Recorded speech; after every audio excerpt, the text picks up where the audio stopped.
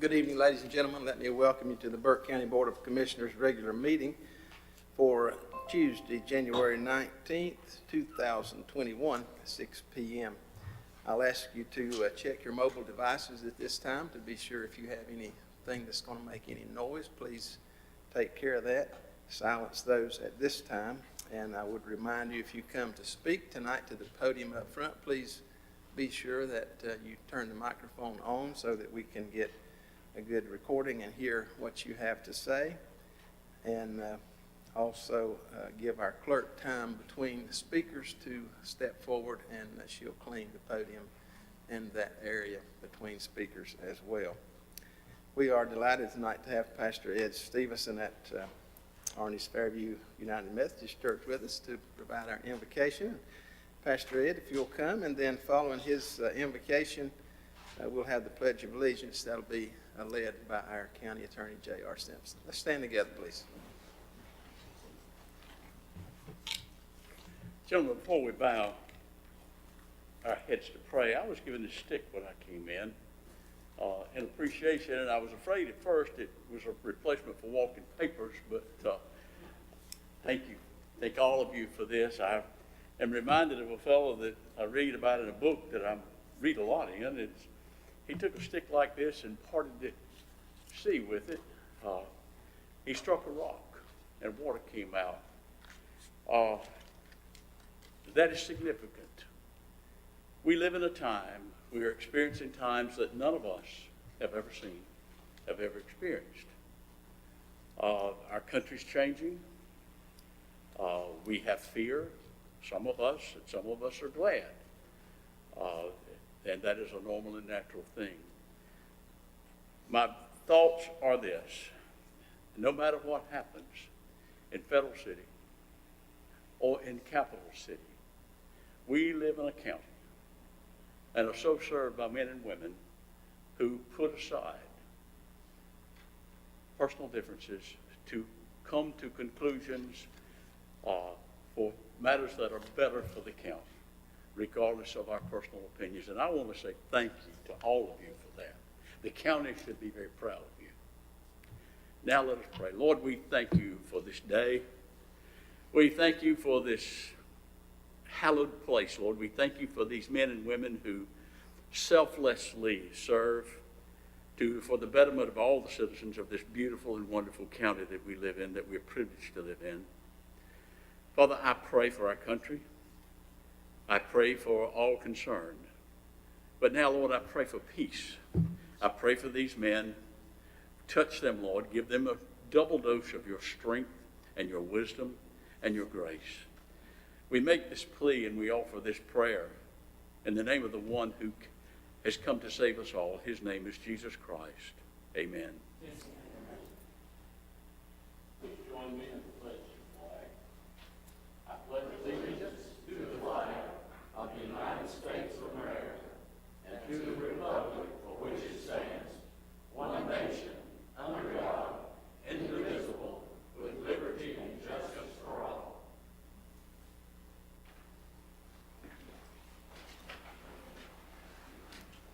Thank you, Pastor, for your invocation. Thank you for being here tonight.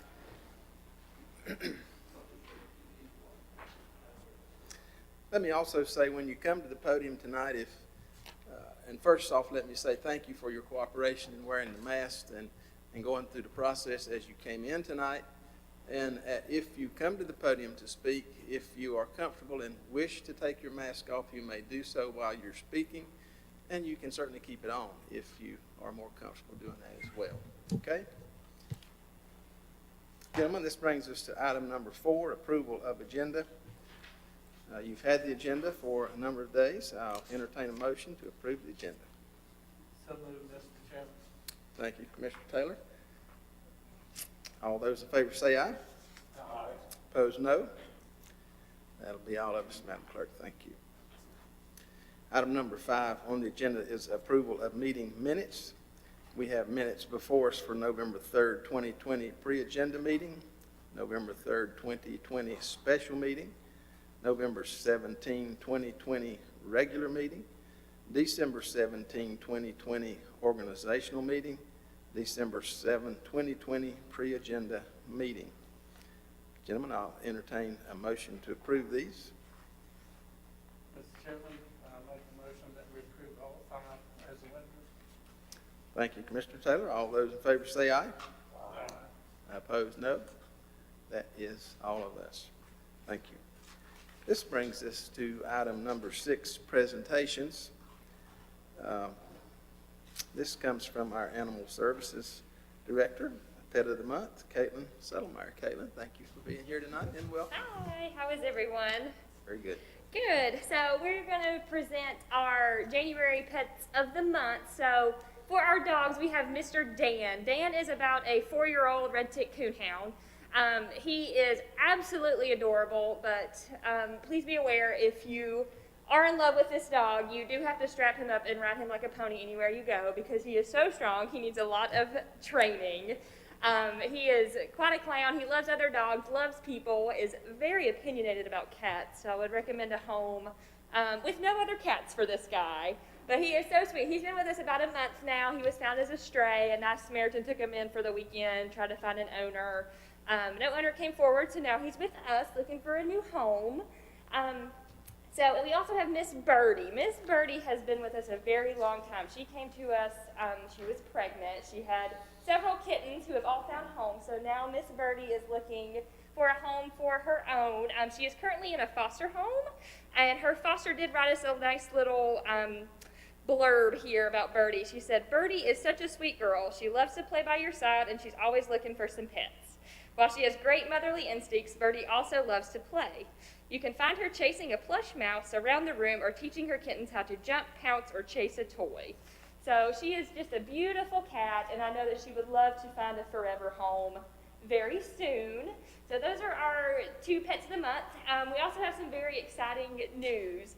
So this is a puppy by the name of Nutty Coconut. Nutty Coconut was actually born here in our Burke County shelter. Her mom came to us really pregnant. She gave birth the next day. We felt Nutty Coconut needed to go and grow big and strong somewhere else out of the shelter setting. So we sent her to a rescue in New York, and she was chosen to play in Animal Planet's Puppy Bowl. So she is going to be on national television on February 7th at 2 p.m. So that is just so cool. We have a local superstar from Burke County that's going to be playing in the Puppy Bowl this year. As always, we are always looking for fosters and adopters. Kitten season is right upon us. We're already starting to see some pregnant females come in. So we are looking for fosters to help with life-saving here in Burke County. We desperately need it. So anybody looking to foster, adopt, please reach out to us. Follow our Facebook page. We try to keep that updated as much as possible. Thank you, guys. Thank you, Caitlin. Great job. Anything for Caitlin tonight? All right, thank you. I would encourage you to continue to think about fostering and or adopting pets. Our shelter is open, and please go down, see those folks, see the cats and dogs.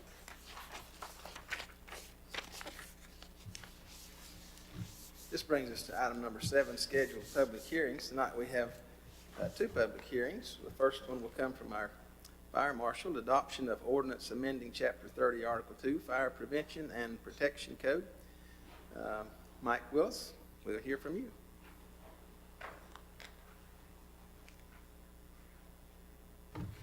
Thank you, Mr. Chairman. Our fire code, our fire prevention ordinance is just needed to be updated. We have updated it to the current fire code, which our old code had, or our old ordinance had the previous fire code, which was volume 5. So we took that out of it. We made some minor changes, just grammatical changes, and we only added one section, that the section 3031C, property owners shall be responsible for signage costs incurred by the Fire Marshal's Office for marking and placarding unsafe buildings as defined by North Carolina State Building Code, Fire Prevention Code. And that's the only changes we needed to make to it, sir. All right, thank you, Mike. Gentlemen, you've heard this information. Before I open the public hearing, any questions for Mike on this matter? Hearing none, then at this time, I'll open the public hearing to receive comments. Anyone here tonight to speak to this item? Madam Clerk, any written comments on this item? No, sir. Thank you. All right, hearing none, gentlemen, I'll entertain a motion on this item. I'll close the public hearing. Thank you, Jay. Mr. Chairman, most of this is to comply with state regulations, and I think we discussed it at pre-agenda, so I do make the motion to adopt order number 2820-01, amended chapter 30, the fire prevention and fire protection of the Burke County Code of Ordinances. All right, thank you, Commissioner Taylor. Gentlemen, you've heard the motion. All those in favor, please signify by the uplifted hand. Madam Clerk, that's 5-0.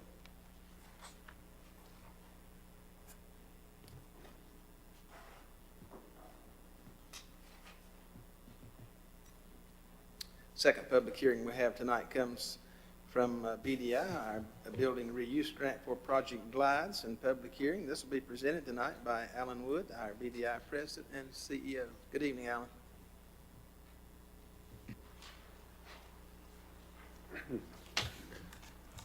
Good evening, Board. Appreciate it. And we're excited to talk about Project Glides. This is actually one project in 3 parts. So I'll just go through all of them. I think they're going to be considered as one under the public hearing. First is the building reuse grant for building at 115 Wamsutta Mill Road in the amount of $100,000. That goes with the creation of 80 new jobs that will be tied to this project. There is a 5% match required from local government. That would be, I'm asking the city of Morganton to share that with you. That will be on their February agenda. So each entity would have $12,500 as their portion of the match, and that would be administered through the Western Piedmont Council of Governments.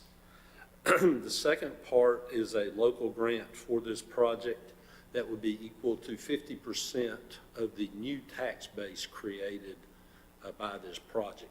It would not consider the existing building or property, but it would be the new expansion and new equipment.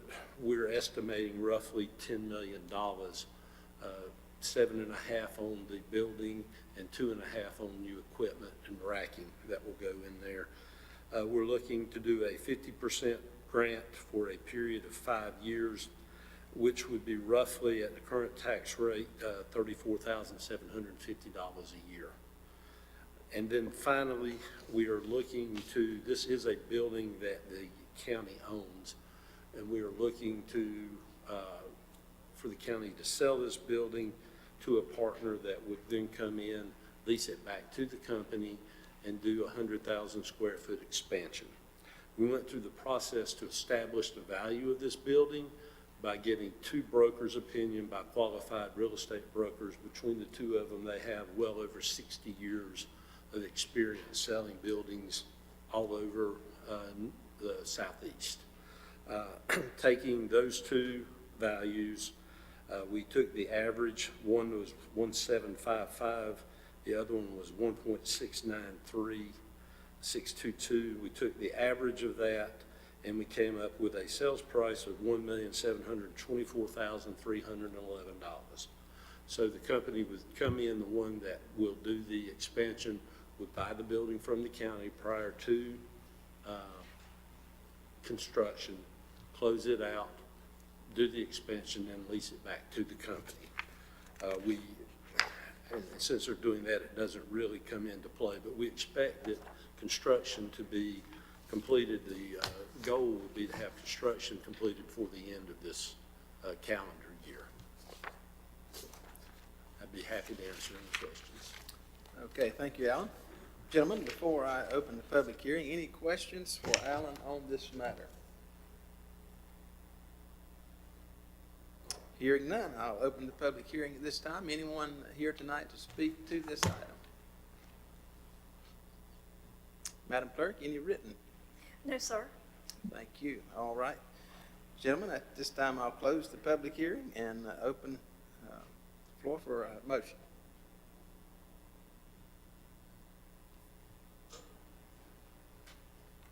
Mr. Chairman, I move to adopt Resolution 2021-02, approve a grant administration contract to Western Piedmont Council of Governments, pending a building reuse grant award for Project Glides, subject to an award of building reuse funds for Project Glides, accept the grant funding and authorize the chairman to execute the grant documentation on behalf of the board, subject to review and/or revision by the county attorney, approve an economic development incentive of 50% of the new taxable investment of $10 million for 5 years, and the creation of at least 80 new jobs. Authorize the chairman to execute the agreement on behalf of the board, subject to review and/or revision by the county attorney. Approve an appropriation of general fund balance of up to $12,500 for the grant match if needed. Concerning the proposed sale of 115 Sutter Mills Road to the selected purchaser, the board hereby determines that the fair market value of the property is $1,724,311. Determines that the probable average hourly wage to be paid to the anticipated 80 new workers at Project Glides is at or above the county average wage. Approves and authorizes the sale of the property to the selected purchaser for $1,724,311, and authorizes the chairman to execute the deed and other documentation to the selected purchaser, subject to review and/or revision by the county attorney. Thank you, Commissioner Mulway. Gentlemen, you've heard this motion. All those in favor, please signify by the uplifted hand. Madam Clerk, that is 5-0. Thank you, Alan. Thank you very much.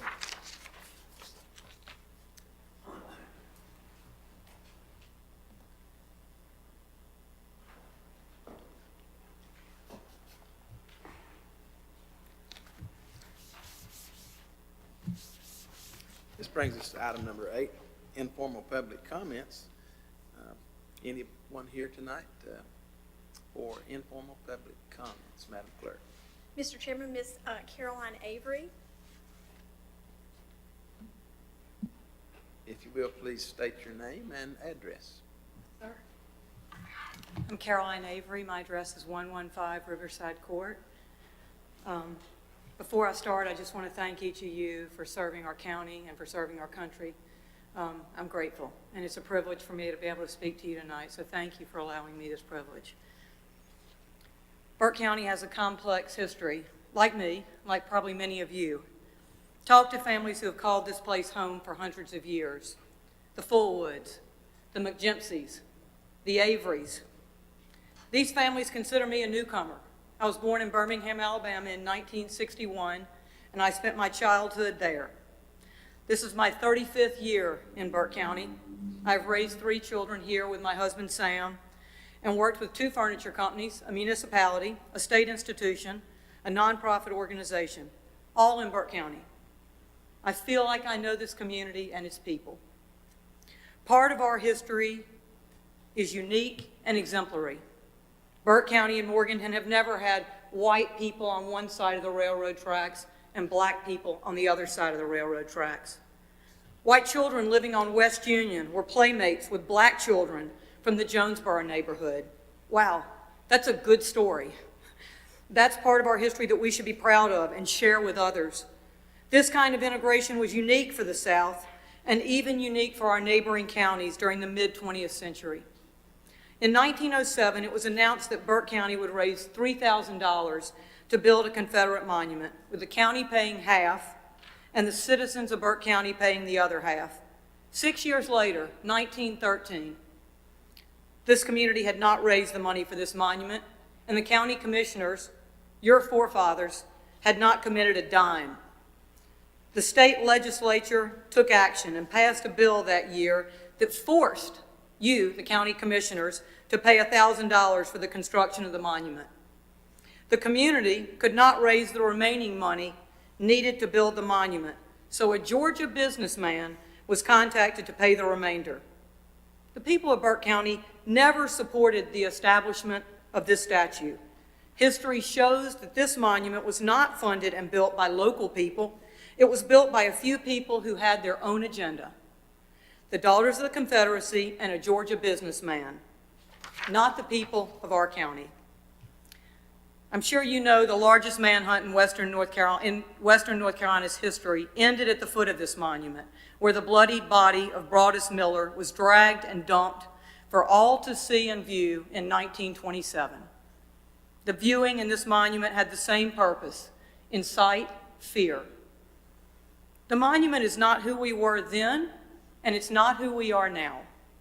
Our community is funding this wonderful amphitheater and complete renovation of our historic courthouse lawn, our country's true center.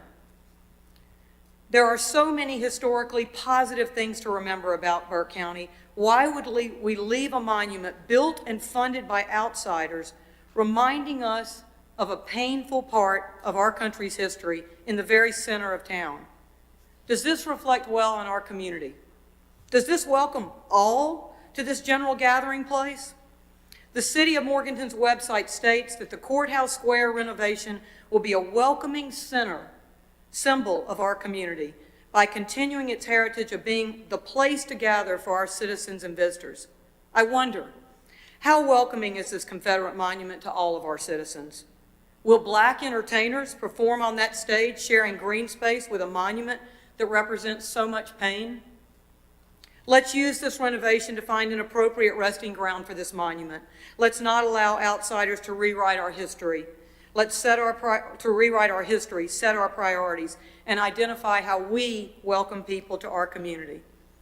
I ask you as our leaders to insist upon doing the right thing with this renovation and making it truly a welcoming symbol to all of our community and all of our visitors. I know that you agree with me. If you see something, I know many of you, if you see something that is not right, not just, not fair, you have a moral obligation to do something about it. To whom much has been given, much is expected. I'm happy to help you in any way. I remain at your service. Thank you for your time and your leadership. Thank you, Ms. Avery.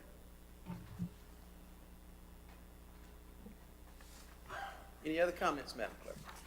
Yes, Mr. Chairman, I have comments from Mr. Robert Pitts. He writes, "My name is Robert Pitts. I'm a current resident on Antioch-Huffman Bridge Road. Over the past year, the amount of roadside debris has become excessive. Due to the recent pandemic, inmates are no longer utilized for roadside pickup. As a result of the excessive amount of roadside debris has become increasingly worse. I've been in touch with Jeff Buchanan as well as Deputy Marler. While polite, they offered little insight to addressing the problem at hand. They both agree that the roadside debris is a problem, but due to lack of funds and manpower, no regularly scheduled maintenance or trash pickup is available. I'm asking that the board consider working with DOT and the maintenance crew to allocate funds and manpower to this road, as it has been an issue since the landfill opened.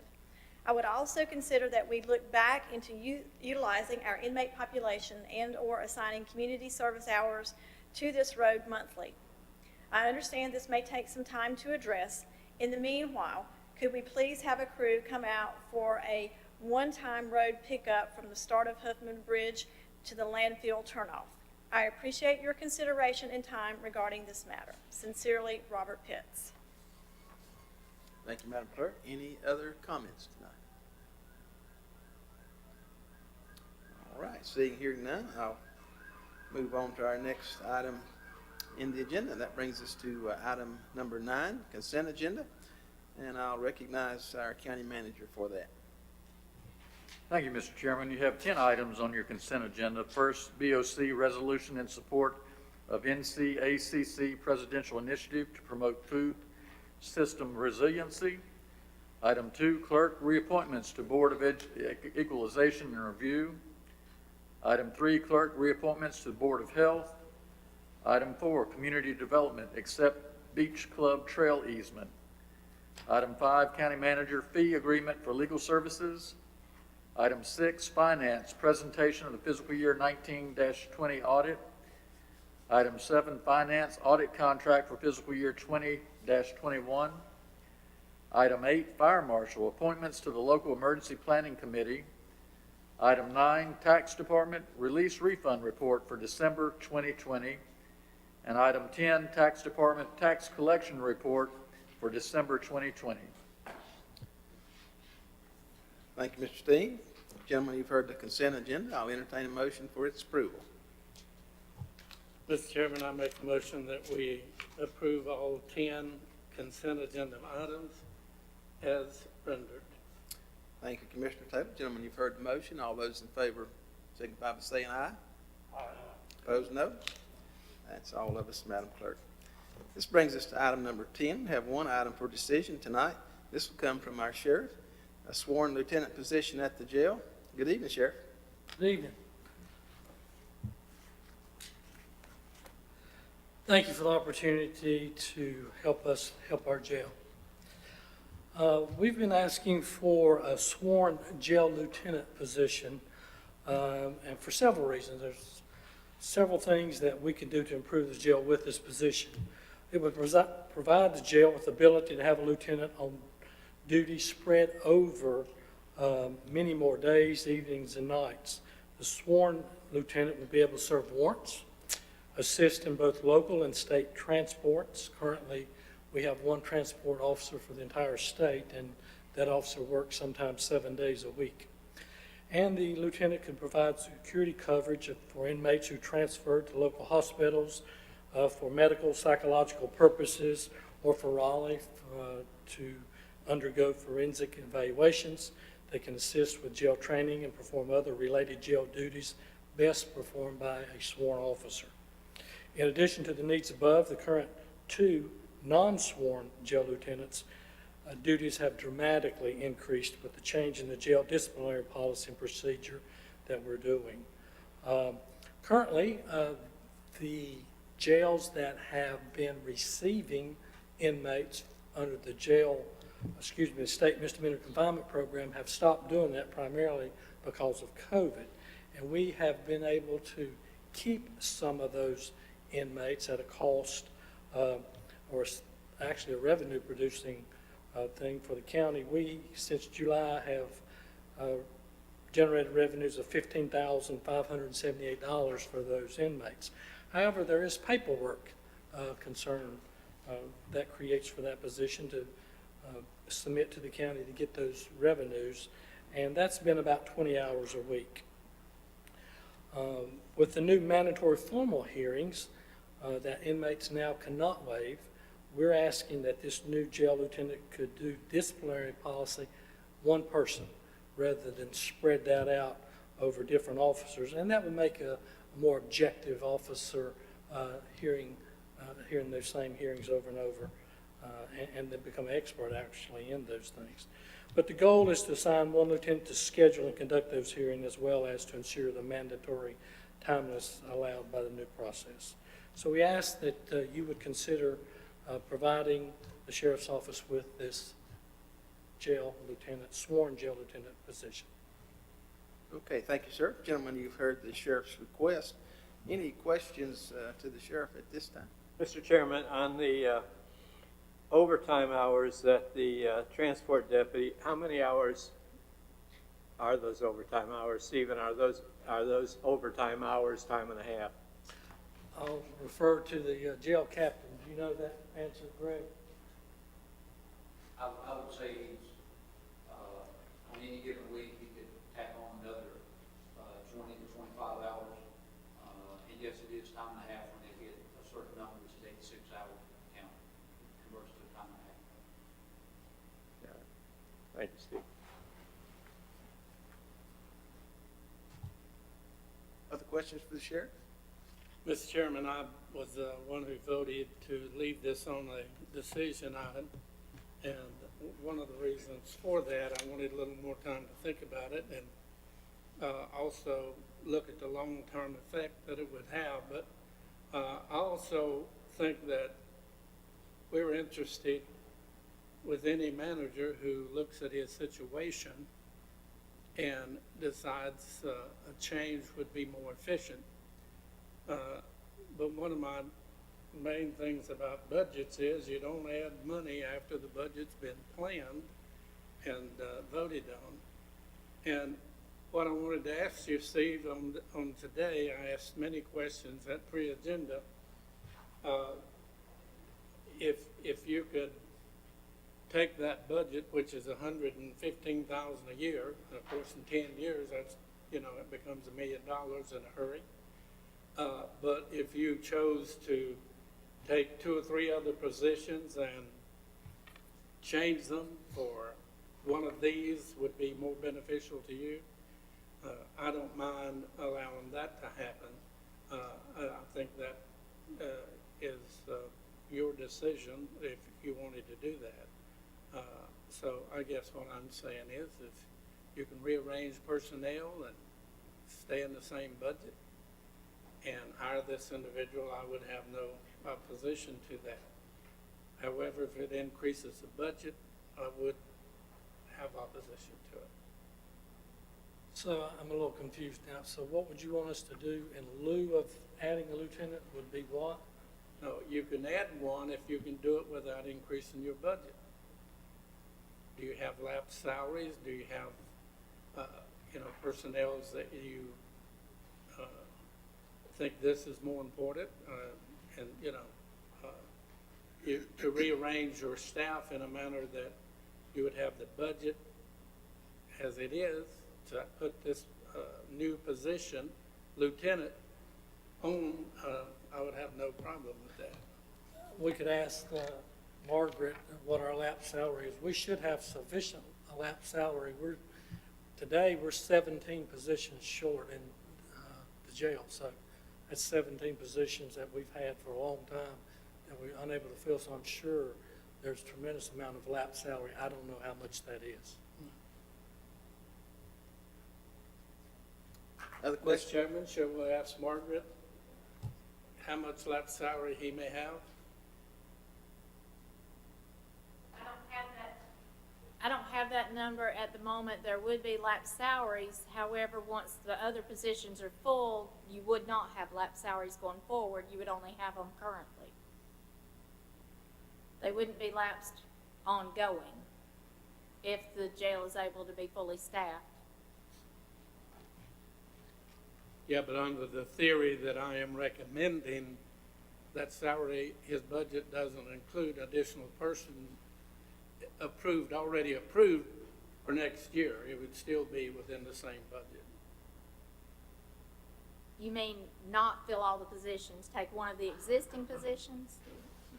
Excuse me, I didn't hear you. Are you saying take one of the existing positions to use for this going forward? Well, somewhere he would have to balance that out to come, to have the same amount of budget. That it would not increase the budget this year nor next year.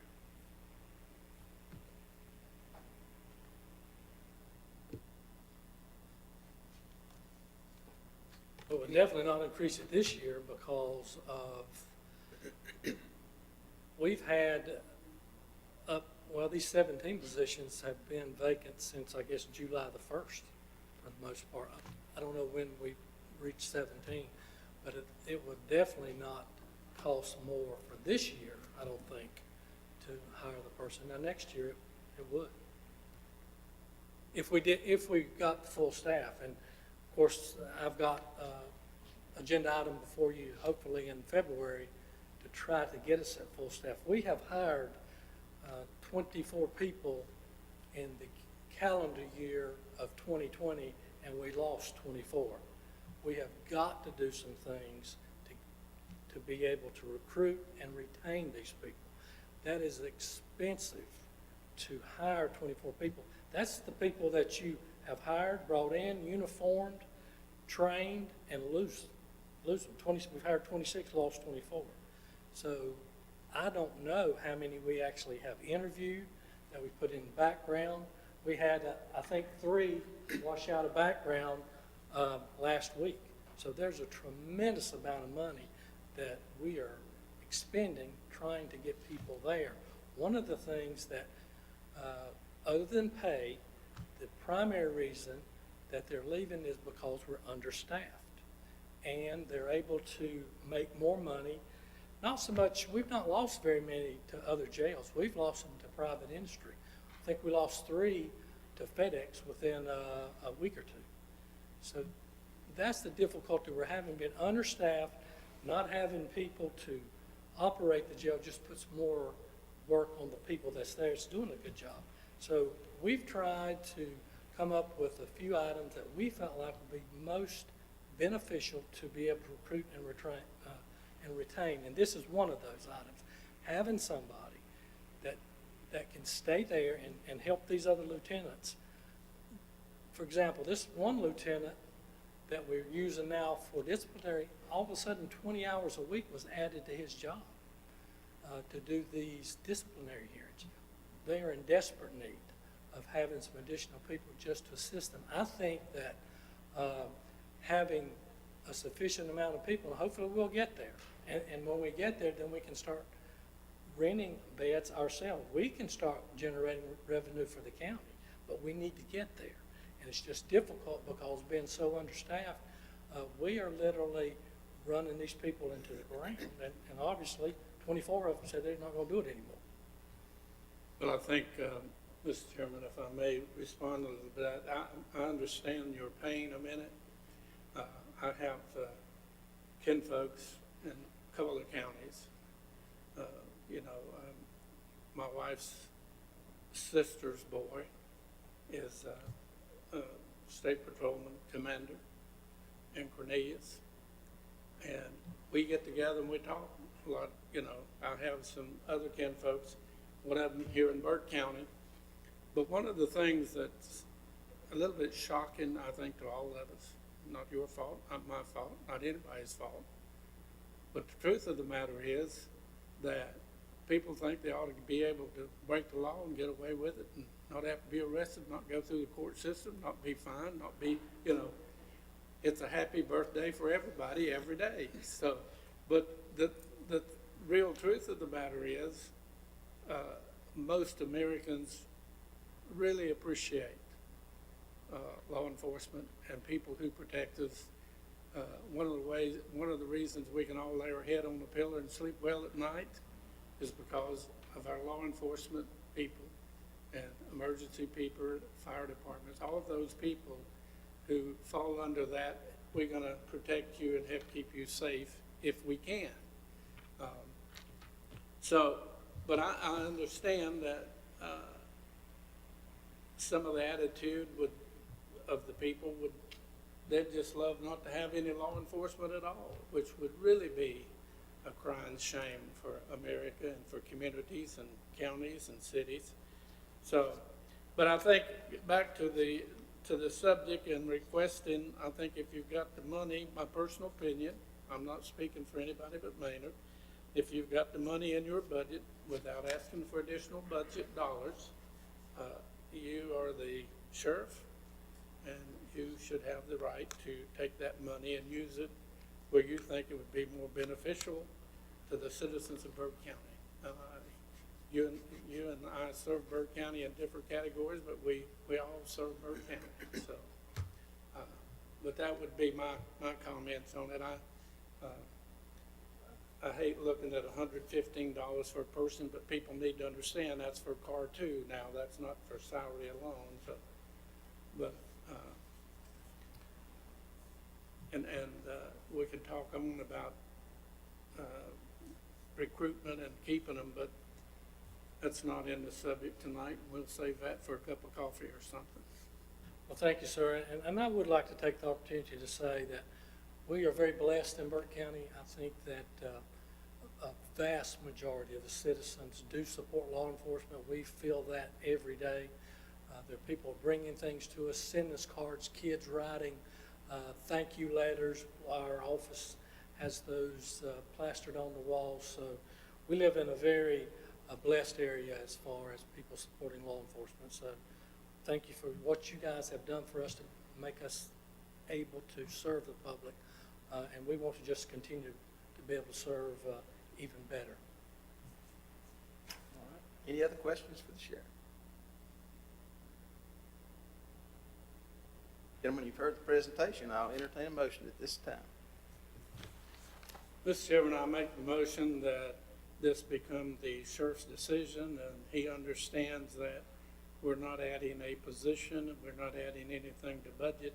It will come out of this year's budget, and whatever he and the board, county commissioners decides for budget for next year will be the budget for next year. I make that as a motion. All right. Madam Clerk, is that motion, you got that? It's clear as mud, isn't it? All right. Gentlemen, you've heard the motion. I'll call for a vote. Those in favor of this motion signify by the uplifted hand. Those opposed? Madam Clerk, that's 3-2. Motion carries. This time will bring us to item number 11, reports and comments. We'll begin with County Attorney.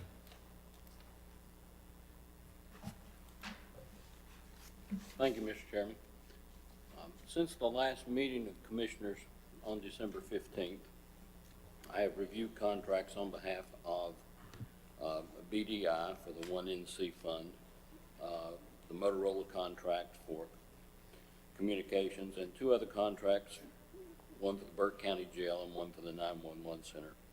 I have drafted the Unix local grant agreement for grants from Morganton and Burke County, and prepared 2 contracts for general services and the Fontaflora County Park. I've researched the use of CARES Act funds for hazard bonus and overtime pay and prepared a memo to the commissioners regarding that. I've received proposed revisions on the Hoff Development Agreement, met with Scott Carpenter regarding that, and am in the process of revising the agreement such that it can be brought before the board shortly. And we think we have one of our lawsuits settled, so I'll be working on a proposed consent of judgment on that this week.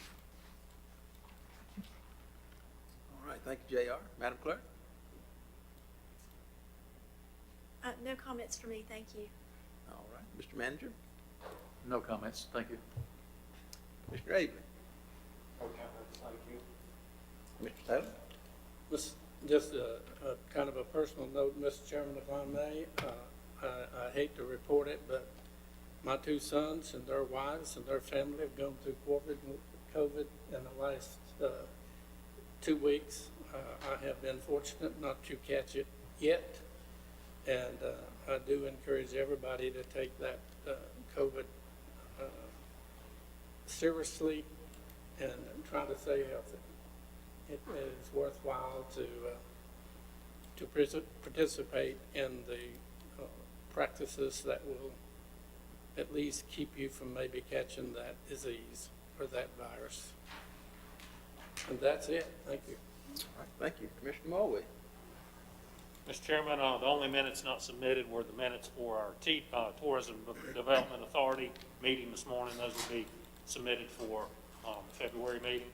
And I do want to just say that I would ask everybody to keep their thoughts and prayers for the family of Jack Perry. He passed away this past weekend. I went to Oak Hill and Freedom High School with him. He was very involved in the community and was well liked and loved throughout the community. So I just wanted to mention that. Everybody keep his family in your thoughts and prayers. Thank you. Mr. Carson? No comments, sir. All right, thank you. Let me make a few courtesy reminders tonight. We do have scheduled for our commissioners budget planning retreat that'll take place January the 28th at 8:30. Be in this meeting room. February the 2nd, pre-agenda meeting will be held by Zoom. Would ask you to follow us on Facebook. Please help our wildlife and the environment by removing trash. We heard a public comment concerning trash tonight. Would ask you to help us with that. If you see trash, pick it up. And beyond that, don't throw any out. Please spay or neuter your pets. Please consider volunteering at the Animal Services Center and/or fostering or adopting a pet.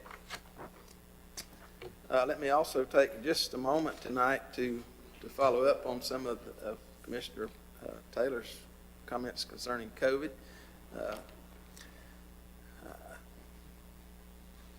Rebecca, is that you back there in that mask? I'll make a stab at this, but if I get off base, please step up. I want our folks in the county to know that we're continuing to get vaccine on a very limited basis. And we're working hard to see that vaccine is administered as quickly as we can. We are working hard to see that no vaccine is being wasted in Burke County. Because our hospital is receiving most of the vaccine, we are working carefully with them in coordination with our health department, our emergency management, and many other people to coordinate the distribution of those vaccines to the public. They have just, as of yesterday and this morning, activated a new telephone process to get appointments. Those appointments are being taken Monday through Wednesday, and the phone number is being published. Rebecca, can you tell me that number? I don't have it right in front of me. Is that easy? Or while you're looking it up, I'll keep talking. Then they'll be coordinating those vaccine clinics through that process. But please be patient. We simply don't have enough vaccine in Burke County to vaccinate everyone who is eligible at this time. So it will be at least at this point, a slow process. We ask for your patience, and we'll process those calls. And Rebecca, can you give me that number? Can you hear me? Yes, ma'am. It is 828 for that? I know you're gonna make it. It is 828-358-4454. So 828-358-4454. And can I just add something to that? Please do. When the hospital's phone system crashed yesterday, then they put in a fix for a call center. It's actually one number, but it's several people who are answering the phones as it rolls in. Today, when we had our meeting at 4:20, they had over 60,000 calls to this new number. And we're actually working with the hospital to see if they will expand their number of days and hours for persons to call in. Because this county does have a large number of persons who are 65 plus in the county. So if they'll be patient, if they'll bear with us, that number will be functional more than 3 days a week, hopefully. About like Mike Willis. Mike Willis, the emergency manager, and I have been working with them. It is not the health department. You know, we tell people if some of the other counties have people who don't want vaccine, they can go to any county they want to. It's a federal allocation. And we have been working through our priority groups. One other thing, just as if people say, well, why don't you have more? It's based on population and storage of what we have. We have a lot of state institutions in this county. Burke County is third behind Wake County for the number of state employees. We also have Broughton, who's received doses, Jefferson Riddles, who's received doses, and the hospital, as you said, they have the ultra cold chain storage, which is the minus 80 degrees for Pfizer. The state told us it's public health not to buy it because they're $18,000 to $20,000 a unit. So the hospital is getting way more than what we are. We have received 500 doses. As of last Friday, they're in all in arms of healthcare people and those who are 75. We have not had any wasted doses, neither has the hospital. I think people have said, oh, they wasted doses. No, they do not. If we get to the end of the day and we have 2 or 3 more because Pfizer tends to have more doses than the 5 that it says that it has, we have people that we can call who are in that age that says, please let me have it. We have gotten everybody in that has come through. Yes, I would love to have more. And we will get there. but please be patient. Please don't cuss us out anymore. Please understand that it's not the health department. It's a call center. We're working to expand it with the school system also to help. And we thank you for your support because we're working through it. So I don't know if you have any questions. All right, thank you, Rebecca. Again, Thank you. that new number to call for an appointment is 828-358-4454. And again, I ask for your patience. We cannot provide vaccine that we don't have. So we are making it clear to the state that we are able to administer vaccine, and we will take more vaccine, and we're right there asking.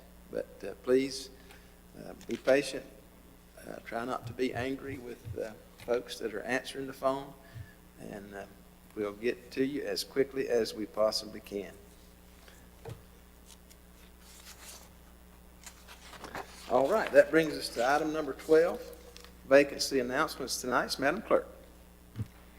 Thank you, Mr. Chairman. We have the following opportunities for citizens to be involved in county boards and committees: the Adult Care and Nursing Home Community Advisory Committee, Council on Aging, Juvenile Crime Prevention Council, City of Morganton Board of Adjustment and Planning Board for the ETJ, Burke Senior Center Advisory Council, the Recreation Commission, and Blue Ridge Community Action. Thank you, Madam Clerk. That brings us to our closed session tonight. We do need closed session. This is to discuss threatened or impending litigation, to preserve the attorney-client privilege, to discuss economic development matters, to discuss personnel matters, and to discuss terms of acquisition of real property. I'll entertain a motion to go into closed session pursuant to NCGS 143-318.11 A3, 4, 5, and 6. So moved, Mr. Chairman. Thank you, Commissioner Taylor. This time we'll take just about 2 or 3 minutes, and we'll meet in closed session. All those in favor, uplifted hand, please. 5-0, Madam Clerk.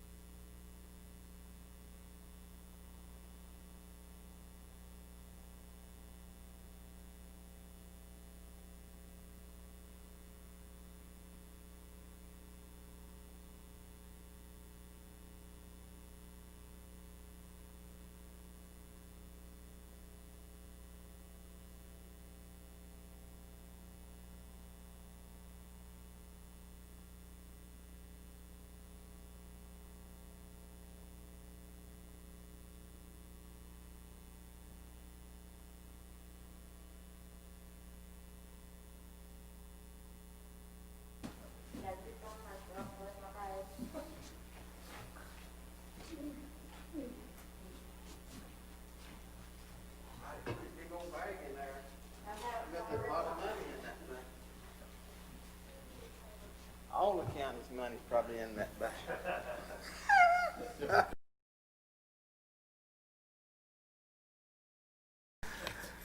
Okay.